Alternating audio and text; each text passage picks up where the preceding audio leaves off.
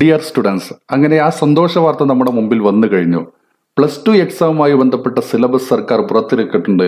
ഏതൊക്കെ ഭാഗങ്ങളാണ് പഠിക്കേണ്ടത്, ഏതൊക്കെ ഭാഗങ്ങൾ ഒഴിവാക്കി കൂടുതൽ ശ്രദ്ധ നൽകേണ്ട ഭാഗങ്ങൾ ഏതൊക്കെയാണെന്ന് വിശദമായിട്ട് പറയുന്ന ഒരു സർക്കുലർ, ഒരു നോട്ടിഫിക്കേഷൻ സർക്കാർ തലത്തിൽ ഇറക്കിയിട്ടുണ്ട്.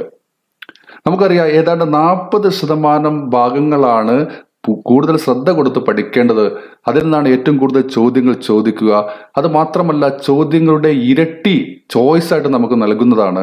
അപ്പോൾ തീർച്ചയായും ഇത്തരം മാറ്റങ്ങളൊക്കെ നമ്മുടെ മുമ്പിൽ വന്നു കഴിഞ്ഞതുകൊണ്ട് ഒരു ആവറേജ് പഠിക്കുന്ന കുട്ടിക്ക് പോലും മുഴുവൻ മാർക്കും നേടാനുള്ള സമയവും നമ്മുടെ മുമ്പിലുണ്ട്.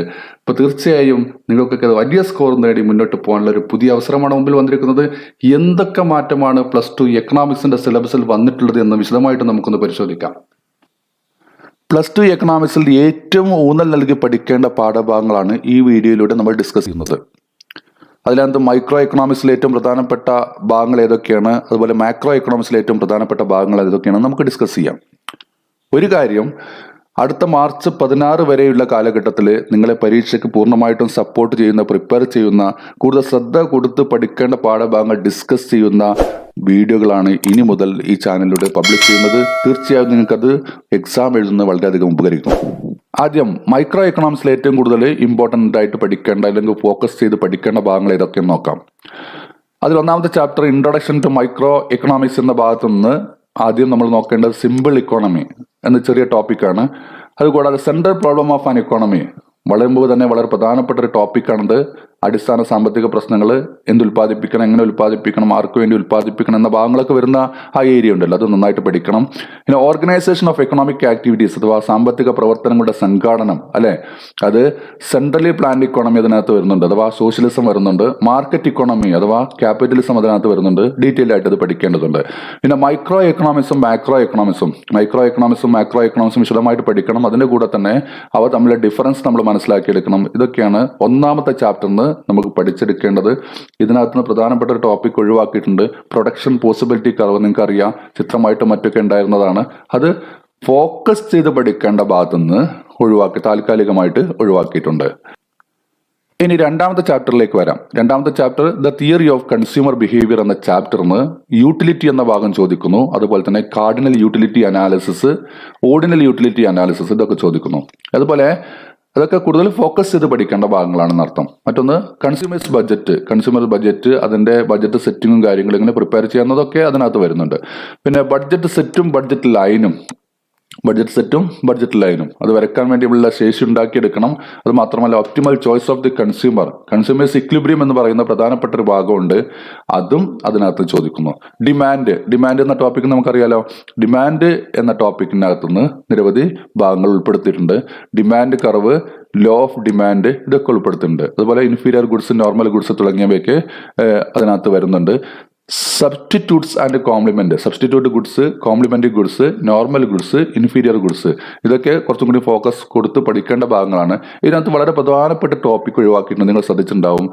ഇലാസ്റ്റിസിറ്റി ഓഫ് ഡിമാൻഡ് കുറച്ച് ഡീറ്റെയിൽഡ് ആയിട്ട് പഠിക്കാനുള്ള ഭാഗമാണ്. ഇലാസ്റ്റിസിറ്റി ഓഫ് ഡിമാൻഡ് ആ ഏരിയ മൊത്തം ഇതിനകത്ത് ഫോക്കസ് ചെയ്ത് പഠിക്കേണ്ട ഭാഗത്ത് നിന്ന് ഒഴിവാക്കിയിട്ടുണ്ട്. അഥവാ സിലബസ് നിന്ന് ഒഴിവാക്കി എന്നല്ല അതിൻ്റെ അർത്ഥം, ഫോക്കസ് ചെയ്ത് പഠിക്കേണ്ട ഭാഗത്ത് നിന്ന് ഒഴിവാക്കിയിട്ടുണ്ട്.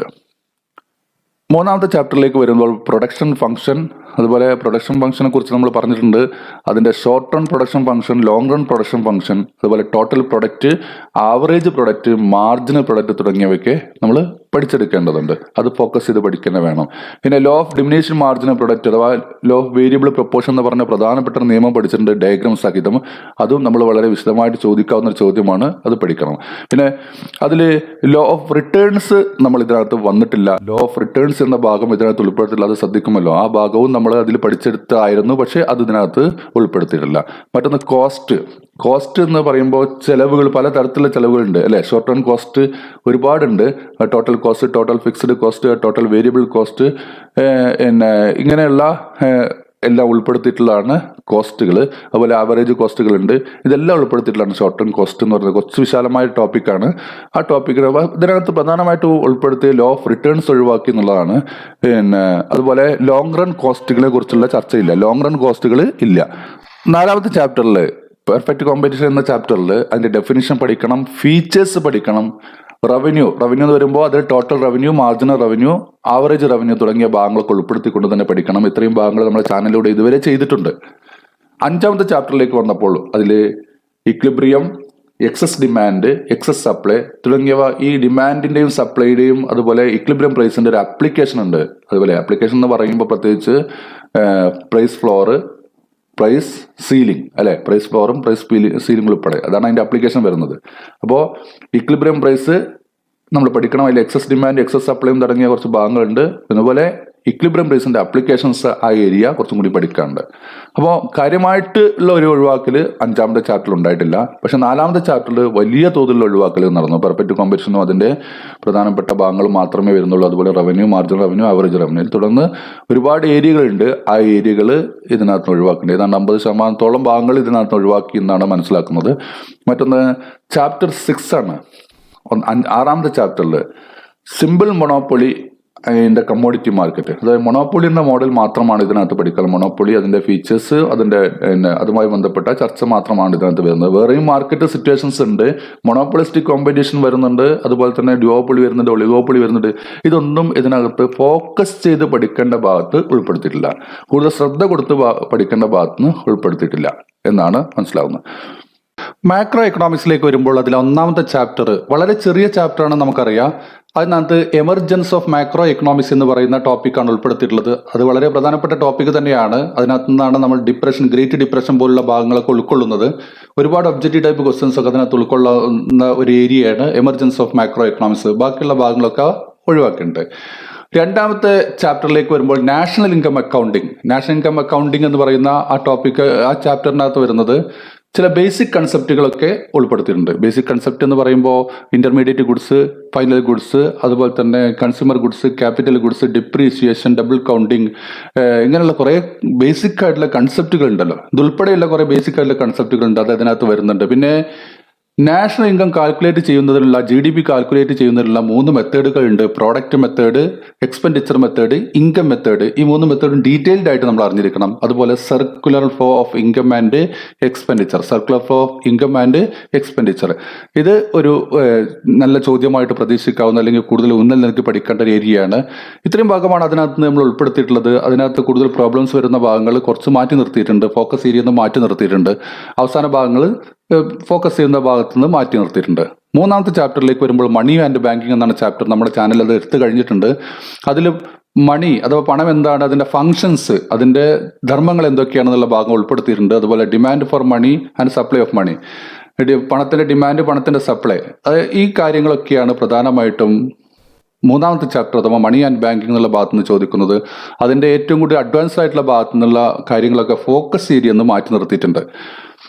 ഇനി 4ാമത്തെ ചാപ്റ്ററിലേക്ക് വരുമ്പോൾ determination of income and employment എന്നുള്ള ചാപ്റ്ററാണ്. ഈ ചാപ്റ്ററിനകത്ത് aggregate demand and its component, അതാണ് ഒരു ഭാഗം. അതിൽ കൺസംഷൻ, ഇൻവെസ്റ്റ്മെന്റ് തുടങ്ങിയവയൊക്കെ അതിനകത്ത് വരും. ആ കൺസെപ്റ്റുമായി ബന്ധപ്പെട്ട് വ്യത്യസ്തമായ വിശദീകരണങ്ങളൊക്കെ അതിനകത്ത് വരുന്നുണ്ട്.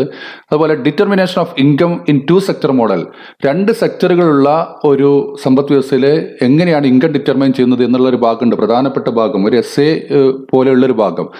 ആ ഭാഗവും അതിനകത്ത് ഉൾപ്പെടുത്തിയിട്ടുണ്ട്. പക്ഷേ അതോടൊപ്പം നമുക്ക് മനസ്സിലാക്കേണ്ട ഒരു കാര്യം, കൂടുതൽ പ്രോബ്ലംസ് ചോദിക്കുന്ന മൾട്ടിപ്ലയർ പോലുള്ള ആ ഏരിയകളിൽ നിന്നൊക്കെ പൂർണ്ണമായിട്ടും ഫോക്കസ് ഏരിയ എന്ന് മാറ്റി നിർത്തിയിട്ടുണ്ട്.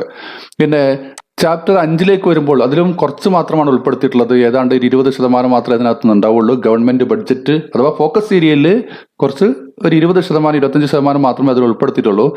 ഗവൺമെന്റ് ബഡ്ജറ്റിനെ കുറിച്ച് അറിയണം, അതിന്റെ മീനിങ്, അതുപോലെ തന്നെ അതിന്റെ കമ്പോണൻസ്, ഏതൊക്കെ തരത്തിലുള്ള ബഡ്ജറ്റുകളുണ്ട്.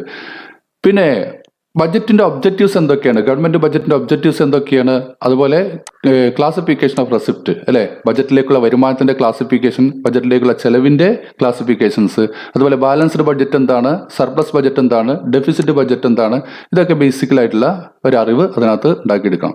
ബാക്കിയുള്ള കാര്യങ്ങളിലൊക്കെ അഥവാ തിയറിറ്റിക്കൽ ആയിട്ടുള്ള ഭാഗം മാത്രമേ ഈ ചാപ്റ്ററിനകത്ത് ഉൾപ്പെടുത്തിയിട്ടുള്ള എല്ലാ പ്രോബ്ലവും അതിനകത്ത് മാറ്റി നിർത്തിയിട്ടുണ്ട്. ഏറ്റവും അവസാനത്തെ ചാപ്റ്ററിലേക്ക് വരുമ്പോൾ വലിയൊരു ചാപ്റ്റർ ആണെങ്കിലും അതിൽ വളരെ നേരിയ ഭാഗം മാത്രമാണ് അതിൽ ഫോക്കസ് ഏരിയയിൽ വന്നിട്ടുള്ളത്.